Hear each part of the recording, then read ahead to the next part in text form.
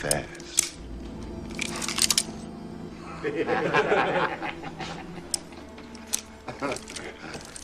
Do you remember the time when you just had to turn on the TV, see the word Tombstone appear, or catch the silhouette of a cowboy in a wide-brimmed hat, and your heart would instantly pound like you'd just ridden a horse straight down a canyon? Back then, everyone had their own favourite. Some adored Wyatt Earp for his proud, upright stance. Some trembled every time Johnny Ringo showed up. And Doc was so impossibly cool that a single line from him could occupy your imagination for an entire week. In the eyes of children, the world of Tombstone was always heroic, clean and glorious, as if it had stepped right out of a cowboy comic book. But that was only half the truth, because behind the moments you idolised throughout your childhood was a backstage Hollywood kept buried for 3 decades. Explosions that nearly blinded Val Kilmer, a stuntman dragged under a horse with only seconds between him and death. And a Kurt Russell who secretly directed the entire film but wasn't allowed to take credit. Today, we're reopening that dusty door not to watch Tombstone again, but to hear the cast themselves reveal the truths that will make you see this legendary Western in an entirely different light. 1. Kurt Russell speaks for the first time about becoming the real director of Tombstone. Do you remember the first time you watched Tombstone? That moment when Kurt Russell rode out through the red dust, his face stern as if he were ready to shoot the whole world. Or Doc Holliday leaning against the saloon post, squinting with that half smile. Everything looked seamless, sharp and full of attitude, as if the production always knew exactly what it was doing. But if you flip through the behind-the-scenes notebook of Tombstone, you'll find another truth. The movie only held together, only flowed, only had that quality fans love, because one man silently carried it from within. Not the credited director, not the screenwriter. It was Kurt Russell, the man you thought was only worrying about playing Wyatt Earp. Just a few weeks into filming, Tombstone fell into chaos. Director Kevin Jarrah was so perfectionist that he demanded every shot be flawless, to the point the schedule collapsed. Some days, just adjusting the horse's running speed to make it aesthetically correct required so many retakes the actors nearly quit. The studio ran out of patience. And then Kevin Jarrah was fired a decision quick, cold and brutal like a bullet to the heart. The crew suddenly stood stranded in the Arizona desert, just like Tombstone itself once had dusty tents, and with no idea who was in command. Filming froze. Actors panicked. Crew members waited for orders in silence. And in that moment, Kurt Russell did the unthinkable. He stepped in as director, but in the shadows. No meetings, no announcement, no paperwork. Just the next morning, people saw Kurt standing beside the camera, reviewing shots with the crew, adjusting performances, cutting unnecessary dialogue planning angles, telling one actor where to stand, another where to look, shaping the tone of each scene. From that day on, Tombstone was run by an uncredited director. Kurt rewrote scenes. Kurt guided the actors. Kurt set the shooting rhythm. Kurt kept the crew from collapsing, but the studio forbade him from going public. They didn't want legal trouble. They didn't want the press involved. They didn't want the film guilds raising hell. So Kurt Russell directed a major Hollywood film, as if he were conducting a covert operation.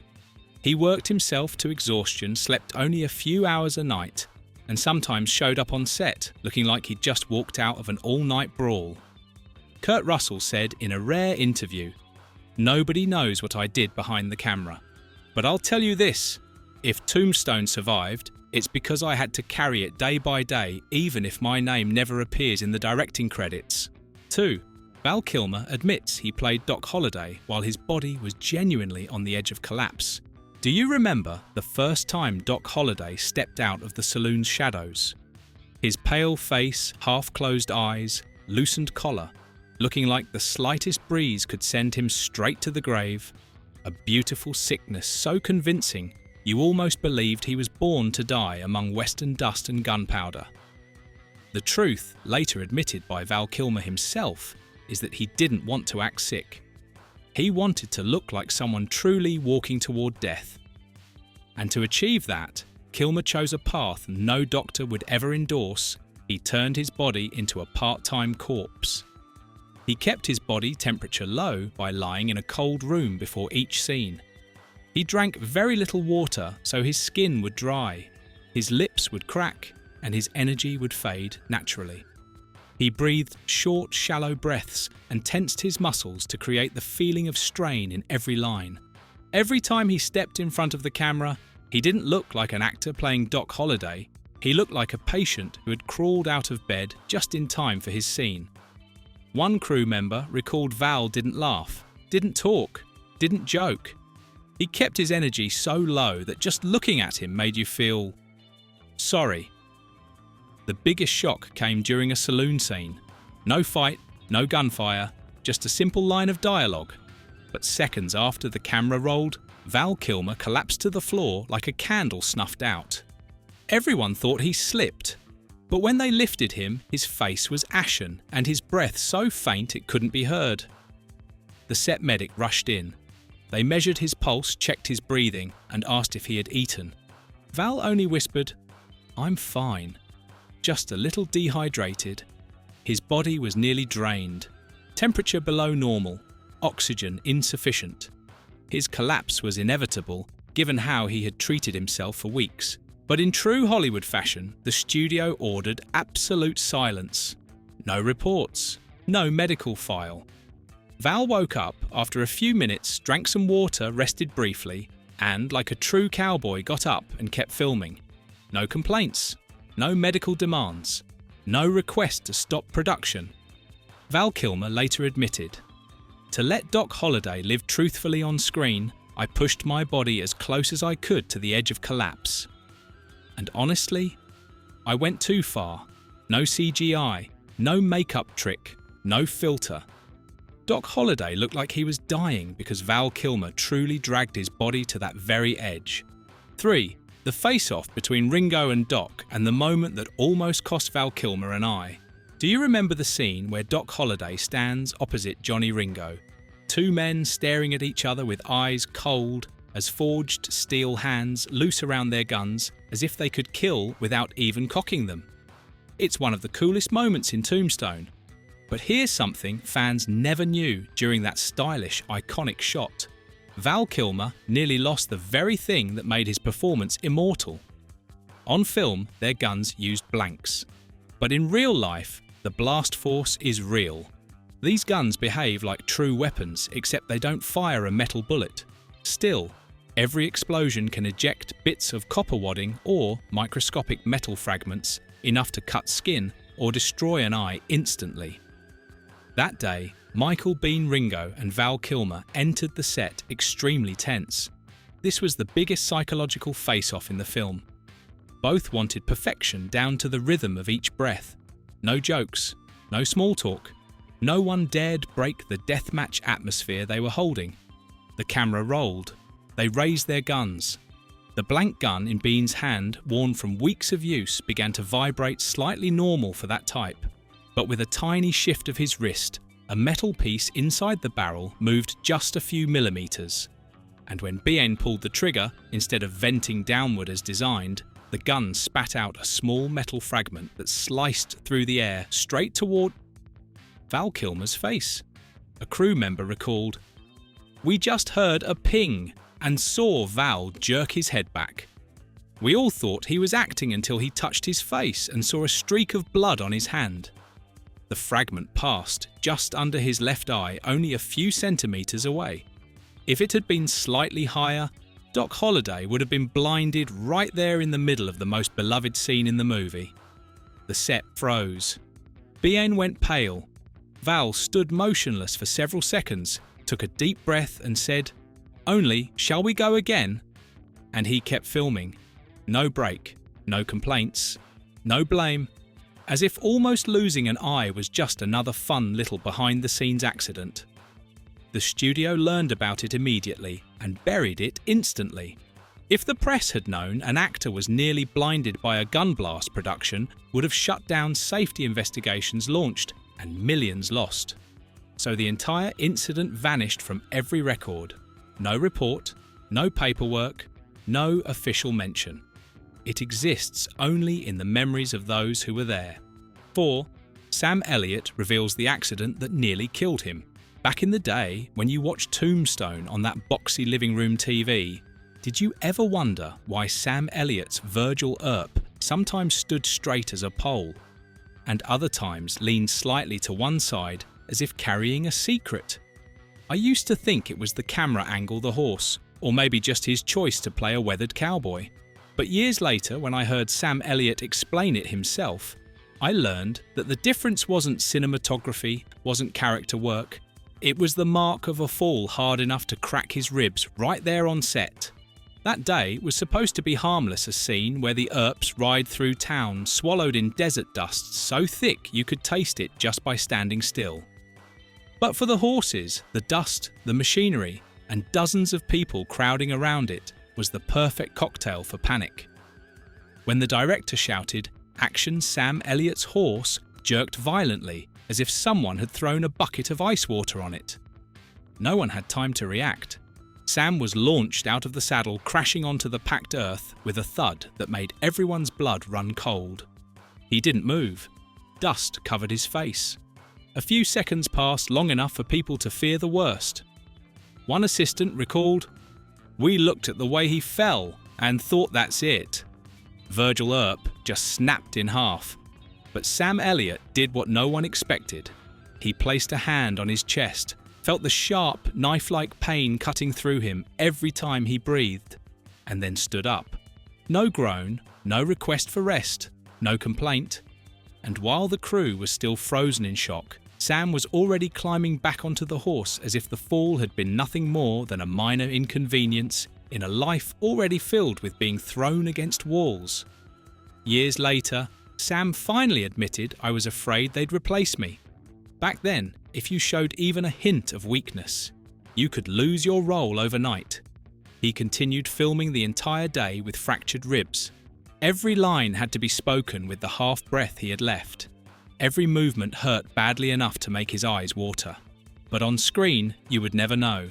All you see is Virgil Earp, strong, dignified, walking like nothing on earth could shake him.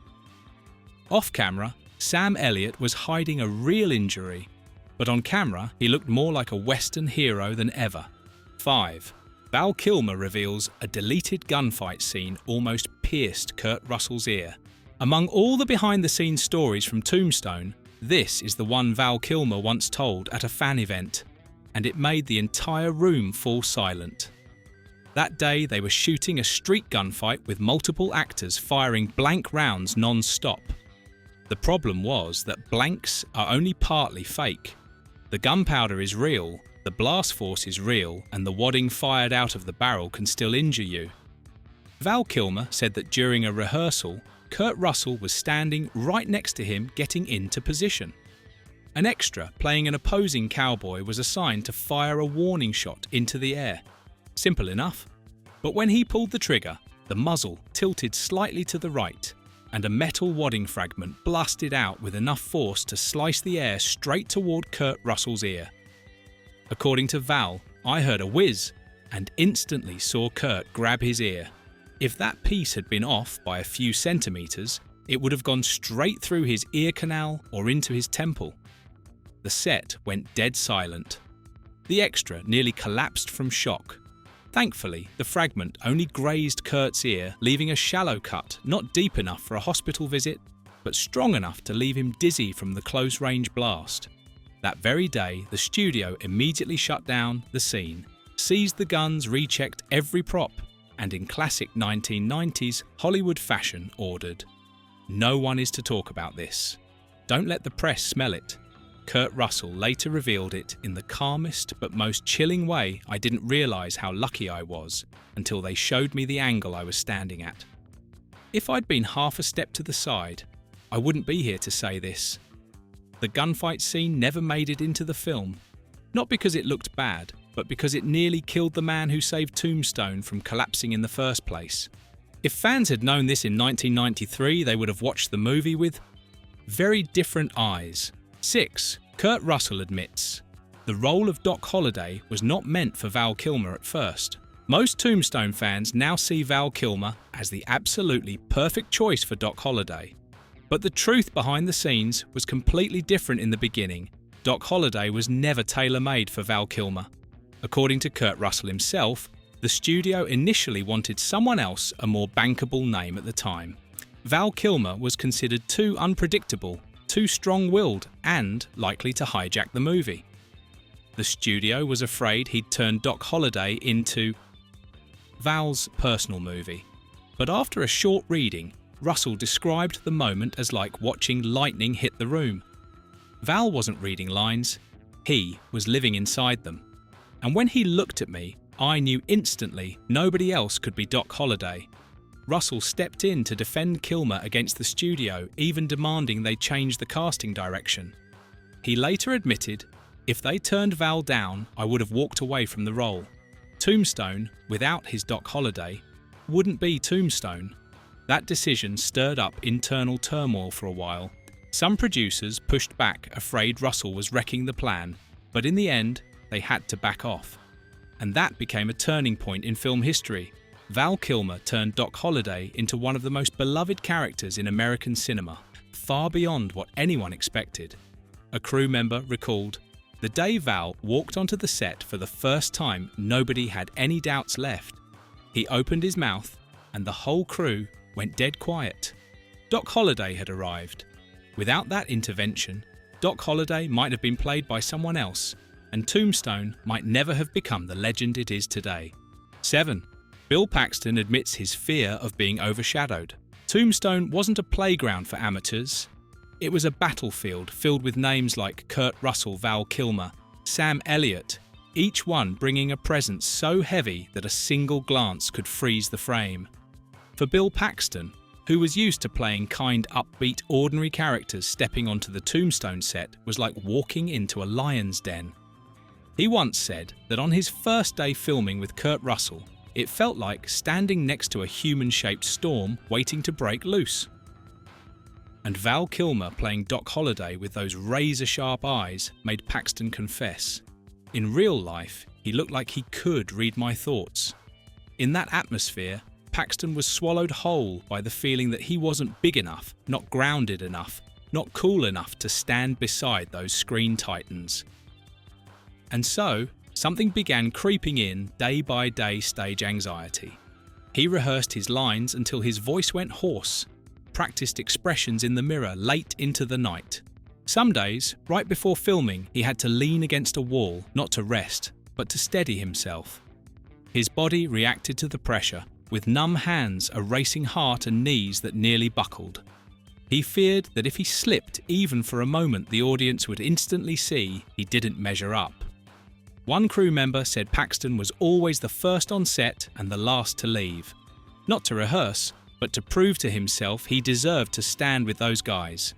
But here's what nobody expected: that very fragility, the shaky breath, the nervous eyes, the softness in a world of hardened cowboys made Morgan Earp painfully real. Historically, Morgan was the youngest brother, the most emotional, the most vulnerable, and the one always trying to keep the family from breaking apart. Bill Paxton accidentally lived that truth off camera. And when the camera rolled, the fear, the tremble, the pressure, all of it transformed into the most heartfelt performance of his career. Bill Paxton later admitted, "Standing between Russell Kilmer and Elliott, I always felt like the weakest one. The pressure was so intense that some days I had to lean on a wall just to stop shaking. But that fear is exactly what helped me understand Morgan Earp better than anyone." Among a cast of men who rode horses, fired guns and held their emotions like stone, Bill Paxton brought the rarest thing: genuine humanity. A man trying to prove he was good enough, strong enough, worthy enough to stand beside legends. And that's why he was never overshadowed. He became Tombstone's beating heart. 8. The stuntman who was dragged under a horse and almost died on set. In Tombstone, those chaotic scenes of dust clouds, screaming gunfire and pounding hooves give audiences chills because they feel as real life. But one of those moments came dangerously close to becoming real life in the most literal way. A mishap where, with only a few seconds or a few centimetres difference, Tombstone would have had an actual on-screen death written into film history. The scene was a town-wide melee with dozens of actors and horses charging through, turning the set into a filthy, loud, tense mini-war zone. In the middle of all that, one stuntman had a simple assignment: run across the street, dodge the horses, and take a fall, a move he had rehearsed many times. But in chaos, a single small mistake is all it takes for disaster. And that's exactly what happened. His belt got caught on the stirrup of a large horse. One brutal jerk lifted the stuntman off the ground. Then the horse started to run. No one heard his screams. The gunshots and yelling swallowed them. No one saw him being dragged. The dust rose like a thick fog that hid everything. All you could hear was the thunder of hooves hitting the ground, each beat like a countdown to the moment one of those hooves would come down on his head. The horse dragged him dozens of meters over hard-packed earth rocks and gravel shredding his clothes. When the animal finally stopped with one last skid, its two front hooves halted right in front of the stuntman's face, missing him by only a few centimeters. A few centimeters more, and the camera would have captured a real human death. A crew member later recalled, still shaken. When we pulled him up, his face was so covered in dirt we could barely recognize him. His eyes were red, his mouth full of dust. But he was alive, and that was the only miracle of that day. You'd think an incident like that would be reported immediately, but it wasn't. The studio knew exactly what the consequences would be. If the accident went on record, there would be safety investigations, production shutdowns, and a shredded schedule with costs exploding sky high. The report was erased. No paperwork, no investigation. No one was allowed to talk about it. The accident survived only in the memories of those who saw it, and in a few old scars on the body of the stuntman who was almost crushed to death. On screen, the street battle looks raw, violent, alive, as if the crew had somehow bottled the chaos of the Old West without any tricks. But the truth is, Tombstone reached that level of reality because there was a day when a man was dragged under a horse and was just lucky enough to live and tell the story. 9/48 desert heat, and the truth about why many Tombstone actors coughed up blood. If you ever watched Tombstone and thought those rolling clouds of dust, the sunlight ripping through the town, or the sweat running down the actors' faces were just beautiful visual effects, then get ready for this. None of that was fake, that was real weather. And their bodies really did start to break down under that heat. The Tombstone set was in the middle of the Arizona desert, where noon temperatures easily hit 40-degree lakes and could feel even higher when you were standing in areas baked by lights and cameras throwing heat back at you. No wind, no shade, just sand dust, the smell of horses, and dozens of people forced to wear 3 layers of costume shirt vest, leather coat belt gun, and a wide-brimmed hat. Just standing still was enough to make sweat pour like a shower, let alone running, riding, or shooting. One extra recalled, "In the big brawl scene, I was shouting, running, firing, until I started coughing. And when I raised my hand, I saw real blood mixed with dust." That wasn't an isolated case. Many people coughed non-stop from inhaling fine dust kicked up by horses, the ground, and blank explosions. When your lungs are irritated in extreme heat and you're moving constantly, coughing up blood becomes almost inevitable. The medical team repeatedly asked to stop filming so the actors could rest, drink water, cool down, even suggested cutting back on outdoor scenes. But the response from the producers was ice cold. "We can't fall behind schedule. The more they cough, the more real it looks." That was the order hanging over the entire production for weeks. Tombstone at that point was burning through money every day like a giant furnace. If the schedule slipped, even for a single day, the studio could shut the whole thing down. So even when actors were coughing so hard their lungs hurt, their throats burned, or they coughed up blood, they just wiped their mouths, took a sip of water. and walked back onto a set as hot as a stovetop. One crew member shared something no fan ever knew. Some days we shot for 12 hours straight. By late afternoon, the entire crew was coughing in unison like a chorus. But they kept acting because no one wanted to be the first to ask for a break. So if you ever praise Tombstone for looking weirdly real, it's because everything in it was real sun, real dust, real exhaustion, and real coughs with a little red mixed in. That was the price of building a living, breathing Wild West on screen, with the actors' lungs themselves. Tombstone appears on screen like a Western epic cowboys stride through red dust guns, gleaming eyes cold, their presence enough to silence an entire town. But when you peel back the layers of behind-the-scenes reality, you see this, that strength wasn't just acting. It was sweat, blood, coughing fits, cracked ribs, stolen sleep, near-fatal accidents, and the quiet fears no actor dared speak of at the time. What you see on screen is the legendary tale of the Old West. What happened off-camera is the story of human beings with all their pain, fear, and stubborn resilience. After hearing all these secrets, who do you think sacrificed the most to make Tombstone a legend? Let me know your thoughts in the comments. And if you want to dive deeper into the truths, Hollywood tried to bury the scenes that almost became disasters, or the untold stories behind classic films, hit like, subscribe, and turn on the notification bell so you don't miss the next videos.